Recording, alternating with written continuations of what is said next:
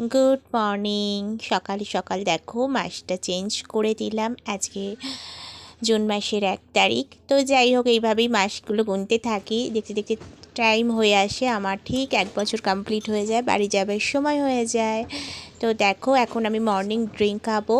তো এটা আমি মৌরি আর তেজপাতা ভালো করে ফুটিয়ে নিয়ে, আর তার সাথে দেখো সামান্য মধু আর একটু লেবুর রস অ্যাড করে এই মর্নিং ড্রিঙ্কটা কিন্তু আমি প্রত্যেক দিন এভরিডে মর্নিংয়ে খাই। আর এখন ওই 7:30 মতো বাজে, তোজো শুয়ে আছে আর হাজবেন্ড গেছে বাজারে। আর তোজো এখনও একটু ঘুমোচ্ছে, ওকে বলে ডেকে এসেছি।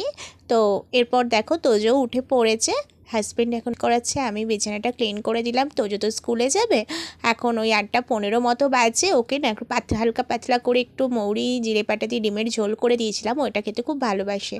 সকাল সকাল দেখো ও মানে খাওয়া দাওয়া করে স্কুলে যাচ্ছে। এখন ওই 9টা মতো বাজে, পাক্কা 9টাতেই কিন্তু ওর গাড়ি আসে।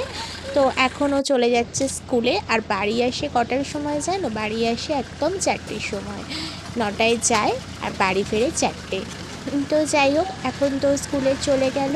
তো চলো, ওকে আমি গাড়িতে তুলে দিয়েছি, এরপর বাড়ি যাই। আর বাড়ির নিচেই কিন্তু গাড়িটা আসে। তো দেখো এসে এবার আমি আমার ব্রেকফাস্ট নিয়ে বসে গেছি। একটা অমলেট বানিয়েছিলাম আর ছিল পেস্ট্রি। দেন দেখো কিচেনে এসে গেছি রান্না বান্না করতে। তো আজকের মেনু হচ্ছে চিকেন কষা আর পোলাও। এটা আমাদের তিনজনেরই কিন্তু ভীষণ একটা ফেভারিট মেনু। তো চলো লাঞ্চ করে নিই, টাটা।